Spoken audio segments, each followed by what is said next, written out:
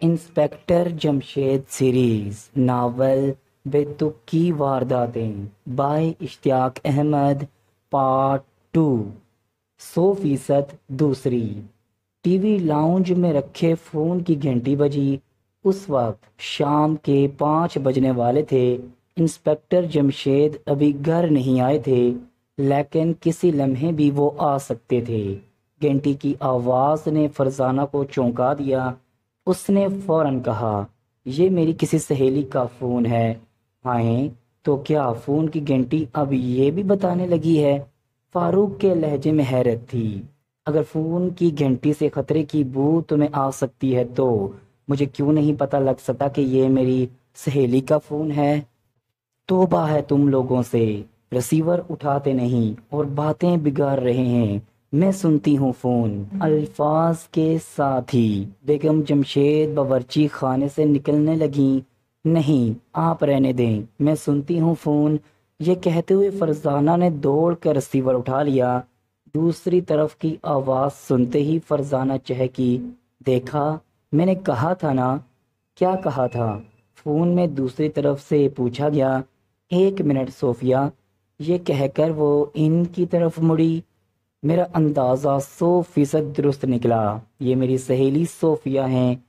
یوں کہو تکا لگ گیا، ورنہ یہ کیسے ممکن ہے گھنٹی سے پتہ لگ جائے جب تک کہ موبائل فون کی طرح ناموں کے ساتھ مخصوص رنگ ٹون نہ لگا دی جائے۔ فاروق نے جھلا کر کہا۔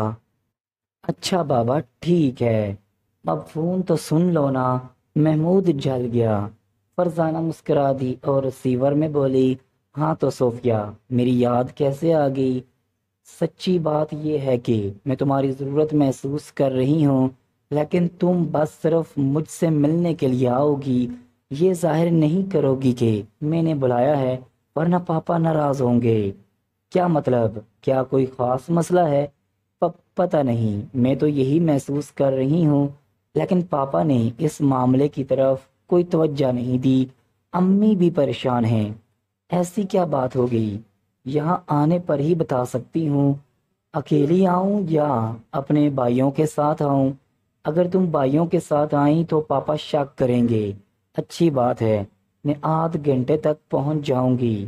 یہ کہہ کر اس نے فون بند کر دیا اور ان دونوں کی طرف مڑی۔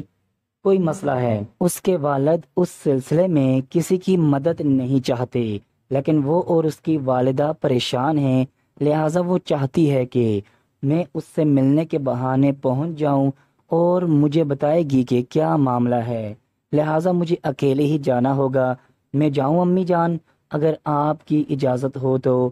ہاں فرزانہ، چلی جاؤ، بیگم جمشید نے خوش دلی سے کہا۔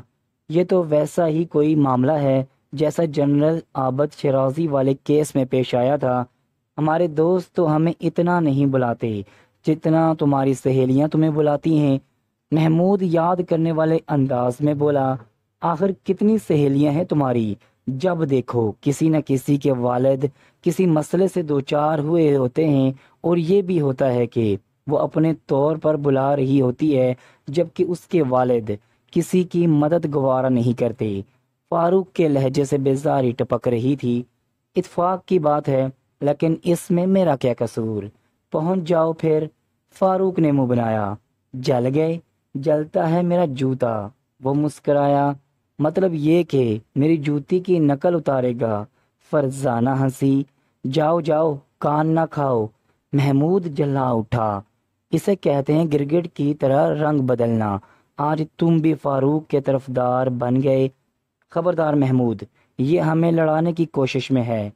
فکر نہ کرو، ہم کیوں لڑنے لگے؟ محمود مسکرایا۔ تمہیں لڑاتی ہے میری جوتی۔ میں چلی۔ اپنے گلے میں نام پتے کی تختی لٹکا لو، کہیں راستہ بھول گئی تو کوئی اللہ کا بندہ گھر تو چھوڑ جائے گا۔ دونوں نے مسکرا کر کہا۔ فرزانہ ان کا جملہ مکمل ہونے سے پہلے ہی دروازہ کھول کر باہر نکل چکی تھی۔ توبہ ہے تم سے، بلا وجہ اسے جھنجھلاہٹ میں مبتلا کر دیا۔ بیگم جمشید نے مسکرا کر کہا، آپ فکر نہ کریں امی جان، جو ہی واپس آئے گی ہم اپنی جھنجھلاہٹ واپس لے لیں گے۔ فاروق نے گویا اعلان کیا، ہے کوئی تک؟ بھلا جنجلاہٹ بھی کوئی واپس لینے کی چیز ہے؟ واپس لینے کو امی جان، کیا چیز واپس نہیں لی جا سکتی؟ بات سے بات نکالنے میں تم سے آج تک کون جیتا ہے؟ اوہو، یہ کیا؟ محمود چونکا۔ اب کیا ہوا؟ 5:01 ہو چکا ہے۔ اوہ! فاروق اور بیگم جمشید کے منہ سے نکلا۔ حیرت ہے، ابا جان نہیں پہنچے۔ فاروق بولا، میں فون کرتا ہوں۔ یہ کہہ کر محمود نے اپنے والد کے نمبر ملائے۔ دوسری طرف سے کہا گیا، سب خیریت ہے، آئی جی صاحب کے کمرے کی طرف جا رہا ہوں، واپس آنے میں شاید کچھ دیر ہو جائے۔ اتنا کہہ کر انہوں نے سلسلہ منقطع کر دیا۔ وہ مصروف ہیں اور دفتر ہی میں ہیں۔ محمود نے ریسیور رکھتے ہوئے کہا، چلو خیر، الجھن دور ہوئی۔ اس وقت دروازے پر دستک ہوئی۔ دونوں چونک اٹھے، بلکہ اندر باورچی خانے میں بیگم جمشید بھی چونک اٹھیں۔ وہ جلدی سے باہر آئیں اور بولیں، مجھے اس دستک سے خوف کی بو آ رہی ہے۔ اللہ اپنا رحم فرمائے، یہ ہمیں ہوتا کیا جا رہا ہے؟ فون کی گھنٹیوں سے ہمیں پتہ چل جاتا ہے کہ وہ فون کس کا ہوگا۔ اب دستک سے خوف کی بو آ رہی ہے۔ میں کہتی ہوں ہوشیار ہو جاؤ، میں اندر جا رہی ہوں اپنا مورچہ سنبھالنے، تم دیکھ بھال کر دروازہ کھولنا۔ جی اچھا، دونوں نے ایک ساتھ کہا۔ انہیں اس قدر خوفزدہ دیکھ کر وہ بھی خوف محسوس کیے بغیر نہ رہ سکے۔ محمود محتاط انداز میں دروازے کی طرف بڑھا، ساتھ فاروق اپنے مورچے کے پیچھے پہنچ گیا۔ محمود نے میجک آئی سے باہر دیکھا، دروازے پر کوئی نہیں تھا۔ دروازے پر کوئی نہیں ہے، شاید کسی شریر بچے نے بٹن دبا دیا ہوگا۔ محمود نے منہ بنایا، ہمارے محلے میں شریر بچے کا کیا کام؟ سب لوگ انتہائی شریف ہیں اور ہمارا تو زیادہ ہی احترام کرتے ہیں۔ اسی لمحے گھنٹی پھر بجی۔ محمود نے فوراً میجک آئی میں سے باہر دیکھا۔ اس مرتبہ اسے سیاہ کوٹ میں ملبوس کوئی کھڑا نظر آیا۔ کون؟ اس نے فوراً ڈور انٹرکام کے نزدیک منہ کر کے کہا، عرضی فواد۔ باہر سے کہا گیا، جی فرمائیے، کیا خدمت کر سکتا ہوں؟ ایسے کیسے بتا دوں؟ دروازہ کھولیں، جب ہی کچھ بتا سکوں گا۔ اچھی بات ہے۔ یہ کہہ کر محمود ڈرائنگ روم کی طرف بڑھ گیا۔ فاروق نے مورچے کے پیچھے سے سر نکال کر کہا، فکر نہ کرنا۔ اچھا، اور پھر اس نے اندر سے دروازہ کھول دیا۔ اس نے دیکھا باہر ایک بے ضرر آدمی کھڑا تھا، اس کے چہرے پر ہوائیاں اڑ رہی تھیں۔ انسپکٹر جمشید کہاں ہیں؟ مجھے ان سے فوری کام ہے، اگر انہوں نے میری مدد نہ کی تو میں تو گیا کام سے۔ وہ ابھی گھر نہیں آئے، دفتر میں مصروف ہیں، لیکن آپ اپنی بات ہم سے بھی کہہ سکتے ہیں۔ شکریہ، اس نے خوش ہو کر کہا اور جلدی سے اندر آ گیا۔ کیا آپ کو کسی سے خوف محسوس ہو رہا ہے؟ نہیں، ایسی بات نہیں، یہ بس ایک عام سا اور سیدھا سا مسئلہ ہے اور مجھے ان کی مدد درکار ہے۔ اچھی بات ہے، آپ بیٹھیں، میں ابھی آیا۔ جی اچھا، شکریہ، وہ بولا۔ فاروق آ جاؤ، امی جان سے کہو ان کے لیے چائے بنا لیں۔ اوکے۔ اندر سے فاروق کی آواز سنائی دی اور پھر وہ بھی ڈرائنگ روم میں آ گیا۔ آپ لوگ بہت اچھے ہیں، جیسا سنا تھا آپ کو ویسا پایا۔ اب آپ بتائیں آپ کا مسئلہ کیا ہے؟ میں بتاتا ہوں، لیکن میں نے تو سنا ہے آپ 3 ہیں، یعنی آپ کی ایک بہن بھی ہیں، وہ ابھی اس وقت گھر میں نہیں ہیں۔ او اچھا، خیر کوئی بات نہیں۔ ایسے میں کوئی غیر محسوس طور پر ڈرائنگ روم میں داخل ہوا۔ اس پر نظر پڑتے ہی محمود اور فاروق چونکے۔ محمود کو اسی لمحے احساس ہوا کہ مہمان کے اندر آنے کے بعد اس نے دروازہ اندر سے بند نہیں کیا تھا۔ وہ حیران رہ گیا، آج تک ایسا کبھی نہیں ہوا تھا۔ آواز نہ نکلے۔ آنے والے نے سرد آواز میں کہا، جی اچھا۔ فاروق کے منہ سے سعادت مندانہ لہجے میں نکلا، میں نے کہا تھا آواز نہ نکلے۔ اس کی آواز اور سرد ہو گئی۔ اب دونوں نے کچھ نہ کہا، خاموش رہ گئے۔ انہیں عجیب سا خوف محسوس ہوا تھا۔ آنے والے کی آنکھوں میں نہ جانے کیا بات تھی کہ ان کو اپنے ذہن معاف ہوتے محسوس ہو رہے تھے۔ تم دونوں بالکل اسی طرح بیٹھے رہنا، اپنی جگہ سے ہلنا بھی نہیں۔ نہ تم ہاتھ پیر ہلاؤ گے، نہ اٹھ کر کھڑے ہوں گے۔ تم نے سنا؟ بولو، جواب دو۔ اب میں کہہ رہا ہوں نا، تو تم آہستہ آواز میں جواب دو گے۔ ہاں، ہم نے سنا۔ اور تم عمل کرو گے اس پر جو میں نے کہا۔ ہاں، عمل کریں گے اس پر جو آپ نے کہا۔ تمہارے والد کہاں ہیں؟ دفتر میں ہیں، ان کا فون آیا تھا کہ ابھی گھر نہیں آ سکتے۔ اور بہن، وہ اپنی ایک سہیلی کے گھر گئی ہے۔ وہ کتنی دیر میں آ جائے گی؟ ابھی ابھی گئی ہے، 1 گھنٹے سے پہلے تو نہیں آ سکتی۔ اور انسپکٹر جمشید، ان کے بارے میں ہمیں پتہ نہیں۔ اچھی بات ہے۔ منو، ڈرائنگ روم کا دروازہ اندر سے بند کر دو، اس نے پہلے آنے والے کو مخاطب کر کے کہا۔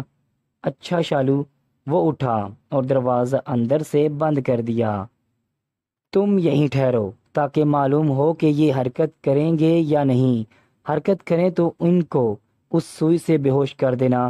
یہ کہہ کر اس نے پلاسٹک کے چھوٹے سے لفافے میں سے ایک چمکتی ہوئی سوئی اس کی ہتھیلی پر رکھی۔ اچھا شالو، منو نے محمود فاروق کے چہروں پر نظر جماتے ہوئے کہا۔ اب شالو اٹھا اور گھر کے اندر آ گیا۔ اس نے دیکھا بیگم جمشید ٹرے اٹھائے ادھر ہی آ رہی تھیں۔ اسے دیکھ کر وہ ساکت رہ گئیں۔ کیا مطلب؟ ٹرے صحن کی میز پر رکھ دیں اور کرسی پر بیٹھ جائیں، اس نے اسی آواز میں حکم دیا جس میں ان دونوں کو حکم دیا تھا۔ وہ بھی مشینی انداز میں کرسی پر بیٹھ گئیں۔ اس نے انہیں بھی اسی طرح ہدایات دیں، پھر ڈرائنگ روم کی طرف آیا۔ کیا حال ہے ان کا؟ یہ ساکت ہے مسٹر شالو۔ بہت خوب۔ ادھر خاتون بھی ساکت ہیں، لیکن منو، ہمیں یہ معلوم نہیں کہ انسپکٹر جمشید کب واپس آ جائے، لہٰذا ہمیں اپنا کام جلد سے جلد کرنا ہے۔ ویسے اگر وہ آ بھی گیا تو فیمو اور ساکی اس سے نمٹ ہی لیں گے۔ اوکے شالو۔ اور پھر دونوں دوبارہ ڈرائنگ روم میں آ گئے۔ انہوں نے اپنا کام شروع کر دیا۔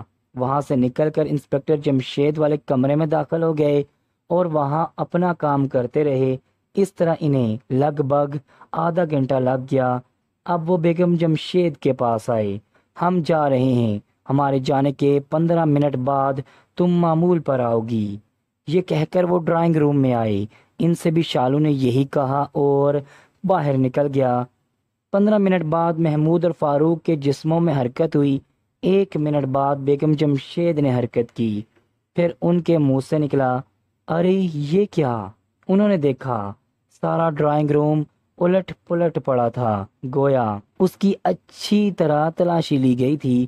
وہ دوڑ دوڑ کر باقی کمروں میں گئے، لیکن صرف انسپکٹر جمشید کا کمرہ الٹ پلٹ نظر آیا، یعنی بس ان 2 کمروں کی تلاشی لی گئی تھی۔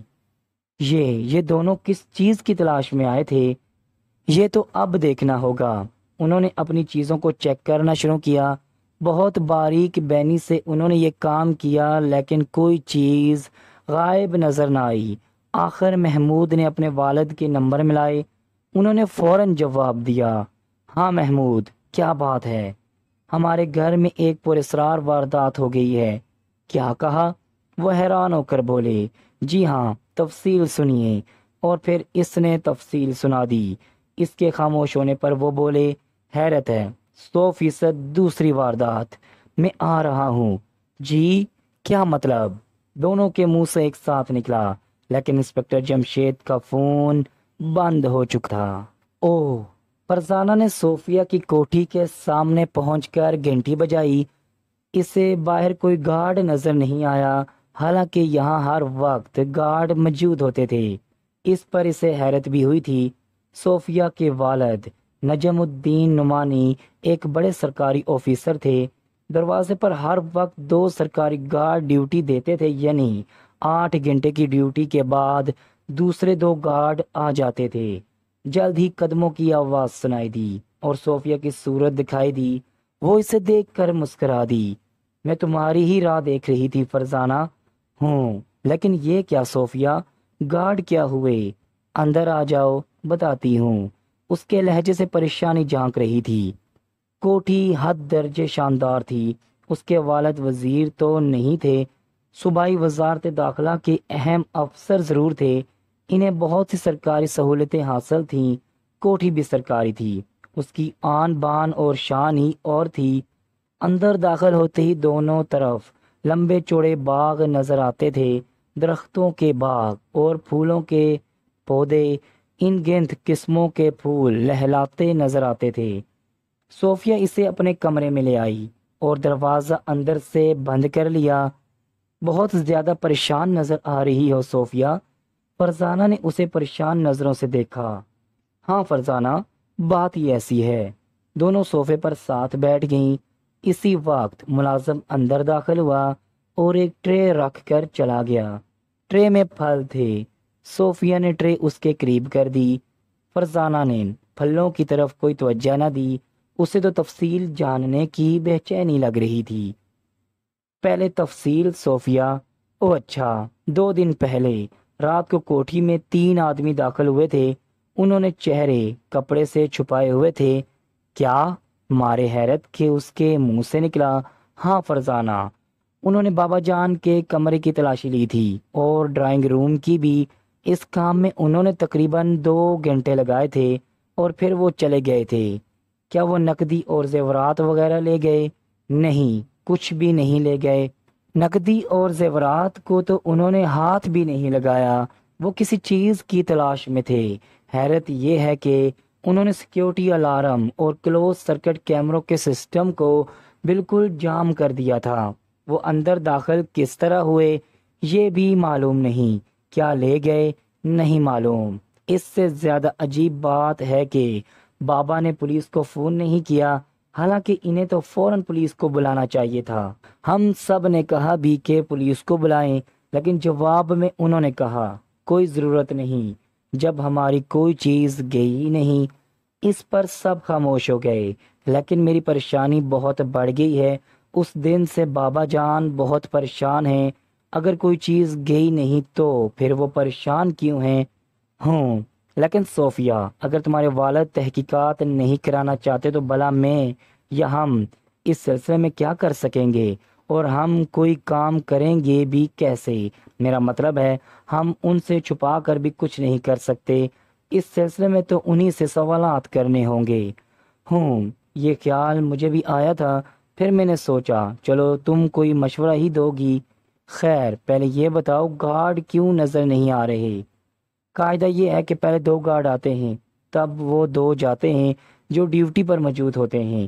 آج اپنی چھٹی سے کچھ دیر پہلے ان دونوں نے ممی کو بتایا کہ انہیں اچانک کوئی کام آ پڑا ہے، اس لیے وہ جانا چاہتے ہیں۔ ممی نے انہیں جانے کی اجازت دے دی، اس خیال سے کہ 1-2 گھنٹے کی بات ہے، 4 بجے تک دوسرے شفٹ والے آ ہی جائیں گے۔ لیکن وہ بھی نہیں آئے۔ انہیں فون کیا گیا تو ان کے فون بھی بند تھے۔ اب پہلے والوں کو فون کیا، ان کے فون بھی بند ملے۔ اب رہ گئے وہ جو رات کو آئیں گے۔ انہوں نے بتایا کہ وہ اپنی ڈیوٹی ٹائم یعنی رات 12 بجے تک ضرور آ جائیں گے۔ تب معاملہ سنگین ہے۔ ان حالات میں تو آپ کے بابا کو فوراً اس معاملے کو پولیس کے علم میں لانا چاہیے۔ میں ان سے بات کرتی ہوں، اس طرح وہ تمہیں کچھ نہیں کہیں گے۔ تمہارے جانے کے بعد مجھ پر ضرور بگڑیں گے۔ تب پھر اس کا ایک ہی حل ہے، اور وہ کیا؟ میں ابا جان کو سارے حالات سنا دیتی ہوں، دیکھتے ہیں وہ کیا مشورہ دیتے ہیں۔ یہ ٹھیک رہے گا۔